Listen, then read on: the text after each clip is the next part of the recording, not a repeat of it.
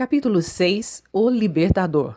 Chegou o tempo em que Cristo devia assumir a natureza humana, humilhar-se como homem e sofrer as tentações de Satanás.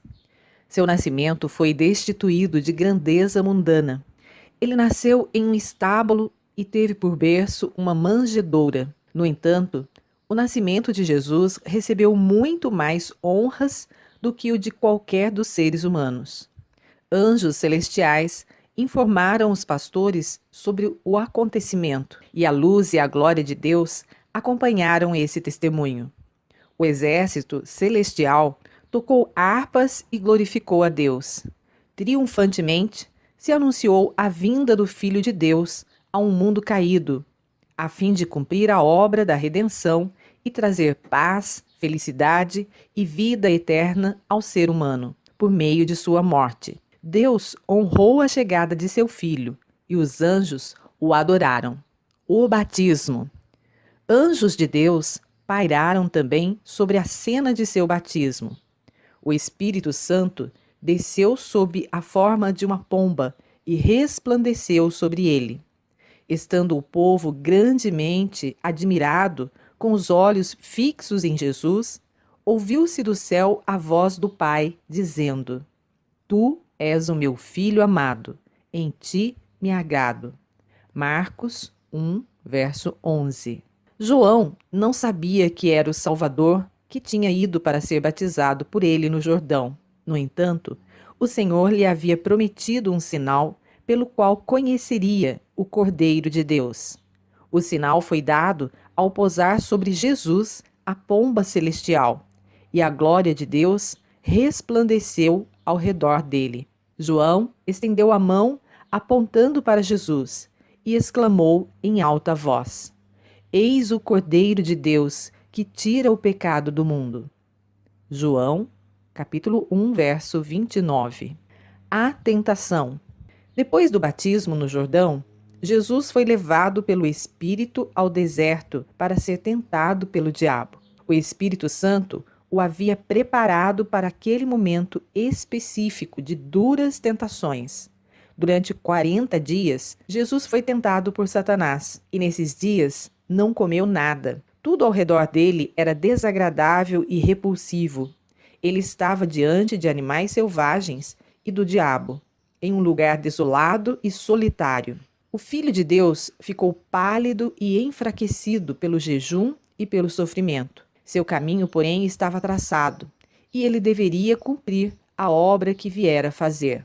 Satanás tirou vantagens dos sofrimentos do Filho de Deus e preparou-se para assediá-lo com múltiplas tentações. Esperava obter vitória sobre ele, porque havia se humilhado como um homem. Satanás surgiu com a seguinte tentação: Se tu és o Filho de Deus, manda que estas pedras se transformem em pães. Mateus 4, verso 3. Ele tentou convencer Jesus a provar que era o Messias, exercendo seu poder divino. Jesus, de maneira branda, respondeu: Está escrito, nem só de pão viverá o homem, mas de toda a palavra que procede da boca de Deus. Mateus 4, verso 4. O inimigo queria discutir com Jesus a respeito do fato de ele ser o Filho de Deus. Fez menção à sua condição fraca e sofredora, e orgulhosamente afirmou ser mais forte do que Jesus. No entanto, as palavras vindas do céu, Tu és o meu filho amado, em ti me agrado, Lucas 3, 22, foram suficientes para confortar Jesus em meio a todos os sofrimentos. Cristo não precisava fazer nada para convencer Satanás quanto a seu poder ou a ser o Salvador do mundo. O diabo tinha prova suficiente da posição elevada e da autoridade do Filho de Deus. A indisposição em se render à autoridade de Cristo o havia excluído do céu. Para manifestar seu poder, Satanás levou Jesus a Jerusalém e o colocou na parte mais alta do templo. Queria que Cristo provasse ser o Filho de Deus, lançando-se abaixo daquela vertiginosa altura. O inimigo usou palavras da inspiração, porque está escrito: aos seus anjos ordenará a teu respeito que te guardem, e eles te sustentarão nas suas mãos, para não tropeçares em alguma pedra. Lucas 4, versos 10 e 11. Jesus, respondendo-lhe, disse: Dito está, não ponha à prova o Senhor, o seu Deus. Lucas 4, verso 12. Satanás queria que Jesus abusasse da misericórdia do Pai e arriscasse a vida antes do cumprimento de sua missão. Ele esperava que o plano da salvação fracassasse, mas esse plano estava muito bem estabelecido para que fosse arruinado ou prejudicado. Cristo é o exemplo para todos os cristãos. Quando eles são tentados ou seus direitos são discutidos, devem suportar isso pacientemente. Os servos de Cristo não devem achar que têm direito de apelar para o Senhor a fim de ostentar seu poder em obter vitória sobre seus inimigos, a menos que Deus seja diretamente honrado e glorificado por meio disso. Se Jesus tivesse se jogado de cima do templo, não teria glorificado o Pai, pois ninguém teria testemunhado esse ato, a não ser Satanás e os anjos de Deus. Além disso, exibir poder ao pior adversário teria sido tentar ao Senhor. Isso teria sido ceder àquele que Jesus viera para vencer. Em seguida, o diabo o levou a um lugar alto e mostrou-lhe num relance todos os reinos do mundo, e lhe disse: Eu te darei toda a autoridade sobre eles e todo o seu resplendor, porque me foram dados e posso dá-los a quem eu quiser. Então, se me adorares, tudo será teu. Jesus respondeu: Está escrito: Adore o Senhor, o seu Deus, e só a ele preste culto. Lucas 4, versos 5 a 8. Satanás apresentou diante de Jesus os reinos do mundo da forma mais atrativa. Se Cristo o adorasse ali, o diabo estaria disposto a renunciar às suas pretensões de dominar a terra. Se o plano da salvação fosse executado e Jesus morresse para redimir o ser humano, Satanás sabia que seu poder se tornaria limitado e, por fim, seria tirado, e que ele seria destruído. Portanto, era seu plano premeditado impedir, se possível, o cumprimento da grande obra que o Filho de Deus havia iniciado. Se o plano da redenção humana falhasse, Satanás conservaria o reino que reivindicava. Ele se vangloriava de que, se fosse bem-sucedido, reinaria em oposição ao Deus do céu. Satanás se alegrou ao ver Jesus depondo o poder e a glória quando deixou o céu. Achava que o Filho de Deus estaria então sob seu poder. A tentação foi acolhida tão facilmente por Adão e Eva no Éden que ele esperava, com seu poder e enganos satânicos, derrotar até o Filho de Deus, salvando por esse meio a própria vida, bem como seu reino. Se ele pudesse levar Jesus a se afastar da vontade do Pai, seu objetivo estaria alcançado. No entanto, Jesus confrontou o tentador com a repreensão. Retira-te, Satanás. Mateus 4, verso 10. Ele se curvaria unicamente diante de seu Pai. Satanás considerava como seu o reino da terra e insinuou a Jesus que todos os seus sofrimentos poderiam ser evitados. Disse que ele, Jesus, não precisava morrer para obter os reinos deste mundo e que, se o adorasse, poderia ter todas as posses da terra e a glória de reinar sobre elas. No entanto, Jesus permaneceu firme, sabia que viria o tempo em que ele, por sua própria vida, resgataria de Satanás o reino e que, depois de algum tempo, tudo, no céu e na terra, se submeteria a ele. Preferiu a vida de sofrimento e a terrível morte como o caminho indicado pelo Pai, a fim de tornar-se o legítimo herdeiro dos reinos da terra e tê-los em suas mãos como uma posse eterna. Satanás também será entregue para ser destruído pela morte, para nunca mais perturbar Jesus nem os santos na glória. Aliviando o sofrimento. Jesus iniciou sua obra quebrando o poder de Satanás sobre os que sofriam. Restabeleceu a saúde dos doentes, deu vista aos cegos e curou os deficientes físicos, fazendo-os saltar de alegria e glorificar a Deus. Restaurou a saúde dos que estavam enfermos e presos por muitos anos pelo cruel poder de Satanás. Com palavras cheias de graça, ele animou os fracos, indecisos e desanimados. Os frágeis e sofredores que Satanás mantinha com triunfo, Jesus arrancou de suas garras, dando-lhes vigor físico e grande alegria e felicidade. Ressuscitou mortos, e estes glorificaram a Deus pela poderosa manifestação de seu poder. Ele atuou de maneira poderosa em favor de todos os que criam. A vida de Cristo estava repleta de palavras e atos de bondade, compaixão e amor. Estava sempre atento para escutar e aliviar as misérias daqueles que iam até ele. No corpo restaurado, a saúde, multidões levavam a evidência de seu poder divino. No entanto, depois que a obra era cumprida, muitos se envergonhavam do humilde, mas poderoso Mestre. Como as autoridades não criam em Jesus, o povo não estava disposto a aceitá-lo. Ele foi um homem de dores e experimentado no sofrimento. Os pecadores não suportariam ser governados por sua vida sóbria e abnegada. Desejavam desfrutar a honra que o mundo confere. Entretanto, muitos seguiam o Filho de Deus e escutavam suas instruções, deleitando-se com as palavras que tão graciosamente saíam de sua boca. As palavras de Jesus eram repletas de significado e tão claras que os mais simples podiam compreender. Oposição persistente. Satanás e seus anjos cegaram os olhos e obscureceram o entendimento dos judeus e instigaram os líderes do povo e as autoridades para tirar a vida do Salvador. Foram enviados oficiais a fim de conduzir Jesus até os líderes. Contudo, ao chegarem perto de onde ele estava, ficaram perplexos. Viram Jesus cheio de empatia e compaixão enquanto aliviava a aflição das pessoas. Ouviram Cristo falar com amor e ternura aos fracos e aflitos, animando-os. Testemunharam sua autoridade ao repreender o poder de Satanás e libertar seus cativos. Ouviram as palavras de sabedoria que saíam de sua boca e se deixaram cativar por elas. Assim, não conseguiram capturá-lo. Então, voltaram aos sacerdotes e anciãos sem Jesus. Quando interrogados, por que vocês não o trouxeram?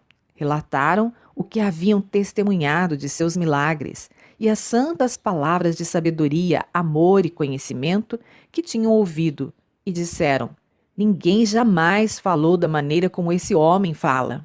João 7, versos 45 e 46. Os chefes dos sacerdotes os acusaram de ser também enganados, e alguns dos oficiais ficaram envergonhados de não o haverem prendido. Os sacerdotes questionaram de maneira desdenhosa se alguma das autoridades havia crido nele. Muitos dos juízes e anciãos creram em Jesus, mas o maligno os impedia de confessar isso. Temiam a censura do povo mais do que a Deus. Apesar disso, a astúcia e o ódio de Satanás não tinham destruído o plano da salvação. O tempo para o cumprimento do objetivo pelo qual Jesus veio ao mundo estava se aproximando. Satanás e seus anjos se reuniram e decidiram inspirar a própria nação de Cristo a clamar impetuosamente por seu sangue, acumulando sobre ele crueldade e escárnio. Esperavam que Jesus se ressentisse desse tratamento e deixasse de manter humildade e mansidão. Enquanto o diabo formulava seus planos, Jesus revelava cuidadosamente aos discípulos os sofrimentos pelos quais deveria passar, a saber, que ele seria crucificado e ressuscitaria no terceiro dia. No entanto, pareciam estar cegos e não compreendiam o que ele lhes dizia. A crucificação. Cristo, o precioso Filho de Deus, foi levado e entregue ao povo para ser crucificado. Os discípulos e os crentes das regiões vizinhas se uniram à multidão que seguia o Mestre ao Calvário. A mãe de Jesus também estava ali, amparada por João, o discípulo amado. Seu coração estava partido por uma angústia indescritível. No entanto, juntamente com os discípulos, ela esperava que a dolorosa cena mudasse, que Jesus declarasse seu poder e aparecesse diante de seus inimigos como o Filho de Deus. Então, seu coração materno se afligiu novamente quando ela relembrou as palavras com as quais ele, Jesus, fizera uma breve referência às coisas que estavam acontecendo naquele dia. Jesus mal tinha passado o portão da casa de Pilatos quando a cruz preparada para Barrabás foi posta sobre seus ombros feridos e ensanguentados. Foram colocadas também cruzes sobre os companheiros de Barrabás, que deviam sofrer a morte junto com Jesus. O Salvador havia conduzido seu fardo só por uns poucos passos, quando, devido à perda de sangue e excessiva fraqueza e dor, caiu desmaiado ao chão. Quando Jesus voltou a si, a cruz foi novamente colocada sobre seus ombros e ele foi forçado a avançar. Pregado na cruz. Chegando ao lugar da execução, os condenados foram amarrados ao instrumento de tortura, enquanto os 2 ladrões lutaram com as mãos dos que os colocavam na cruz. Cristo não ofereceu resistência alguma. A mãe de Jesus olhava com angústia e incerteza, esperando que ele realizasse um milagre para se salvar. Viu suas mãos estendidas sobre a cruz, aquelas bondosas mãos que sempre tinham concedido bênçãos e se estendido muitas vezes para curar os sofredores. Então foram pegos o martelo e os pregos. Ao serem estes cravados em sua carne e fixados na cruz, os discípulos, com o coração quebrantado, levaram da cena cruel o corpo desmaiado da mãe de Jesus. Cristo não fez uma queixa sequer. Seu rosto permaneceu calmo e sereno, mas grandes gotas de suor estavam em sua fronte. Não houve uma piedosa mão para enxugar o suor da morte de sua face, nem palavras de compaixão e fidelidade inabalável para confortar seu coração humano. Ele estava pisando sozinho o lagar, entre todas as pessoas ali. Não havia nenhuma com ele. Enquanto os soldados executavam a terrível obra, na mais intensa agonia, Jesus orava por seus inimigos. Pai, perdoa-lhes, porque não sabem o que fazem. Lucas 23, verso 34. Aquela oração de Cristo pelos inimigos abrangia o mundo inteiro, envolvendo cada pecador que viveria até o fim dos tempos. Depois de Jesus ser pregado na cruz, esta foi erguida por vários homens fortes e lançada com grande violência no lugar preparado para ela, causando a mais intensa dor ao Filho de Deus. Então, uma cena terrível ocorreu. Sacerdotes, autoridades e escribas esqueceram a dignidade de seu sagrado ofício e se uniram à multidão em zombar e ridicularizar o agonizante Filho de Deus, dizendo: Se tu és o rei dos judeus, salva-te a ti mesmo. Lucas 23, verso 37. Alguns, em tom jocoso, repetiam entre si: Salvou os outros e não pode salvar-se a si mesmo? Marcos 15, verso 31.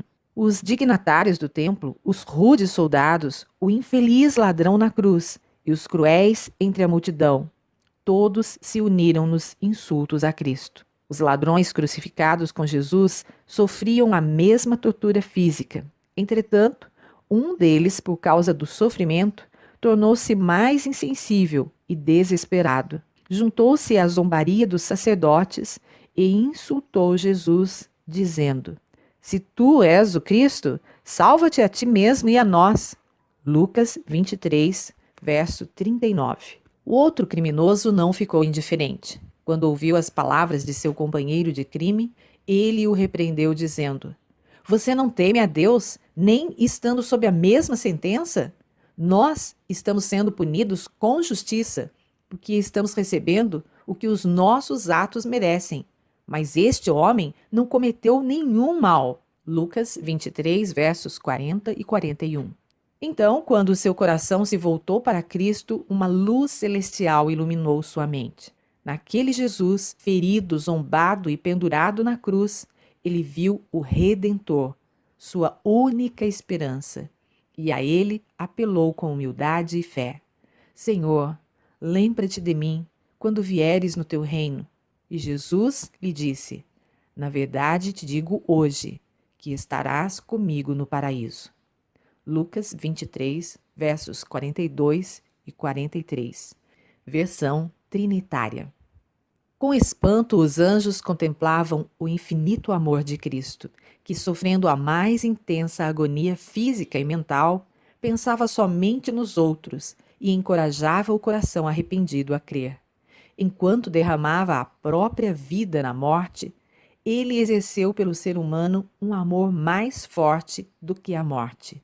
Muitos dos que testemunharam essas cenas no Calvário foram por elas, posteriormente, firmados na fé em Cristo. Os inimigos de Jesus aguardavam sua morte com uma expectativa impaciente. Imaginavam que esse acontecimento apagaria para sempre os rumores de seu poder divino e as maravilhas de seus milagres. Gabavam-se de que não teriam mais que tremer por causa de sua influência.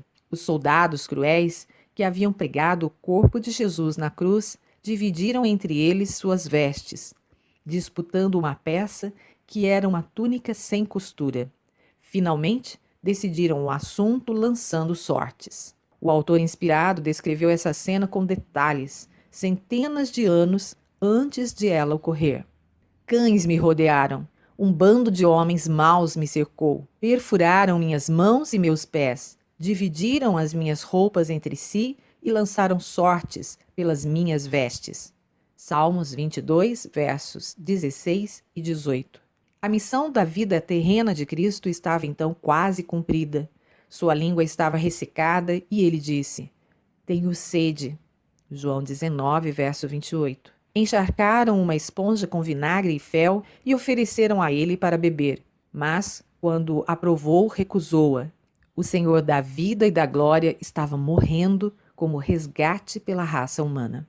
Foi o senso do pecado, trazendo a ira do Pai sobre si como substituto dos seres humanos, que tornou tão amargo o cálice que Jesus bebeu, o qual quebrantou o coração do Filho de Deus. Cristo foi feito substituto e penhor do pecador, e a iniquidade humana foi posta sobre ele.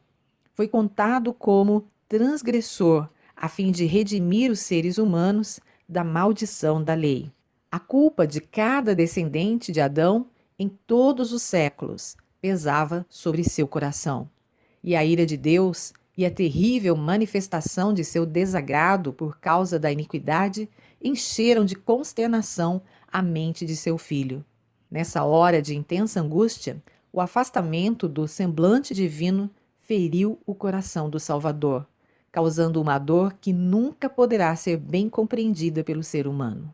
Toda a dor suportada pelo Filho de Deus sobre a cruz, as gotas de sangue que corriam de sua fronte, das mãos e dos pés, as convulsões de agonia que sacudiam seu corpo e a indescritível angústia que enchia sua alma, quando o Pai ocultou dele a face, falam ao ser humano dizendo: Foi por amor a você que o Filho de Deus consentiu em levar sobre si esses odiosos crimes.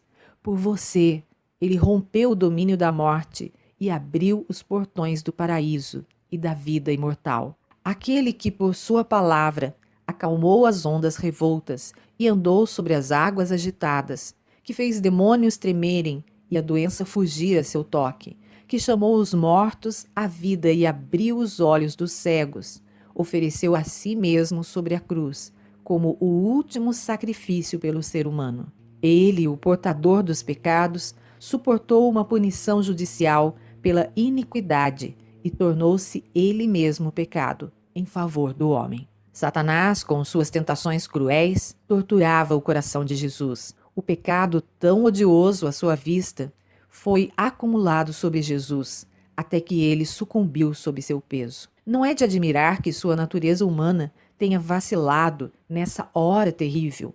Com espanto, Os anjos presenciaram a agonia desesperada do Filho de Deus, muito maior que a dor física que quase não era sentida por ele. Os anjos do céu cobriram o rosto para não ver as cenas terríveis. A natureza inanimada parecia sofrer diante do que ocorria com seu Criador, que morria de forma tão ultrajante. O sol recusou iluminar a cena espantosa. Seus raios fortes e brilhantes clareavam a terra ao meio-dia, quando, de repente, escureceram. Completa escuridão, como um manto de morte, envolveu a cruz e seus arredores. As trevas permaneceram por 3 horas. Por volta das 3 da tarde, a terrível escuridão se afastou de sobre o povo, mas, como um manto, continuou a envolver o Salvador. Os relâmpagos furiosos pareciam ser lançados sobre ele, enquanto estava suspenso na cruz. Então, Jesus bradou em alta voz: Eloi, Eloi, lama sabachthani, que significa: meu Deus, por que me abandonaste? Marcos 15, verso 34. Está consumado. Em silêncio, o povo aguardava o fim da terrível cena. Outra vez, o sol brilhou, mas a cruz continuava circundada de trevas.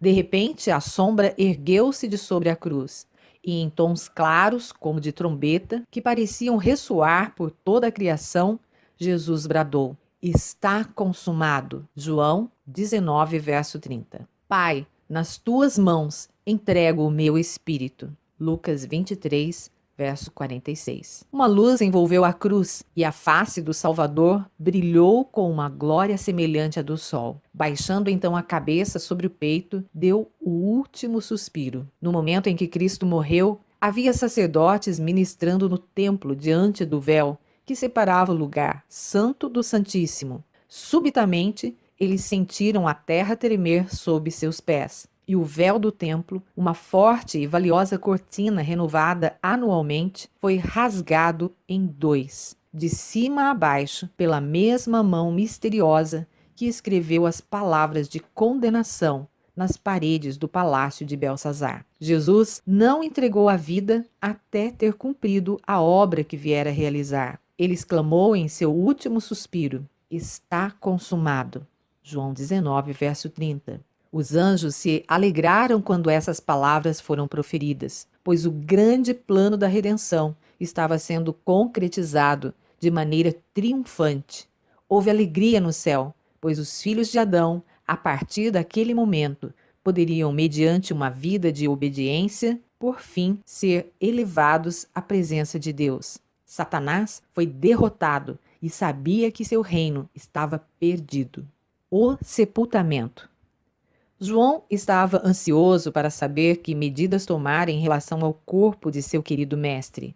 Estremeceu ao pensar que seria tocado por soldados brutos e insensíveis e colocado em uma sepultura desonrosa. Sabia que não podia obter nenhum favor das autoridades judaicas e esperava pouco de Pilatos. No entanto, José e Nicodemos tomaram a dianteira nessa emergência. Ambos eram membros do Sinédrio e tinham ligação com Pilatos. Sendo ricos e influentes, decidiram que o corpo de Jesus teria um sepultamento digno. José, ousadamente, foi a Pilatos e pediu-lhe o corpo do Senhor. Pilatos então deu uma ordem oficial para que fosse entregue a José. Enquanto o discípulo João estava aflito quanto ao corpo sagrado do amado mestre, José de Arimateia voltou com a ordem do governador. Nicodemos, antecipando o resultado da conversa de José com Pilatos, chegou com uma mistura muito cara de mirra e aloés, de cerca de 35 quilos.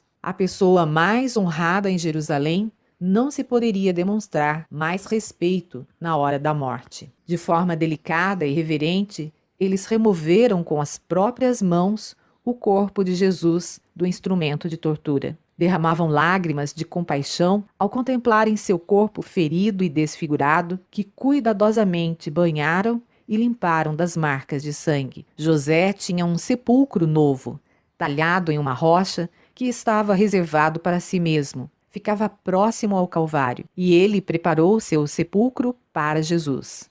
Com as especiarias levadas por Nicodemos, o precioso corpo foi cuidadosamente envolto em um lençol de linho, e os 3 discípulos conduziram-no ao sepulcro novo, onde homem algum jamais havia sido colocado.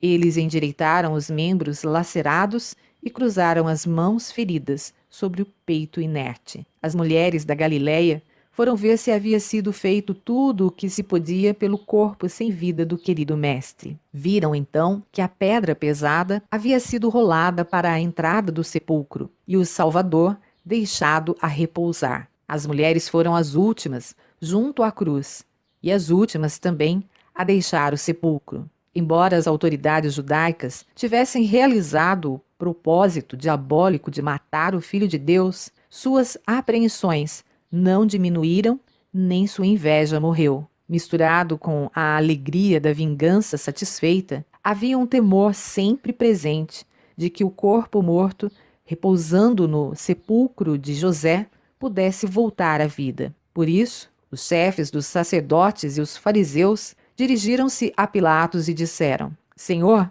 lembramo-nos que, enquanto ainda estava vivo, aquele impostor disse: depois de 3 dias ressuscitarei. Ordena, pois, que o sepulcro dele seja guardado até o 3º dia, para que não venham os discípulos e, roubando o corpo, digam ao povo que ele ressuscitou dentre os mortos.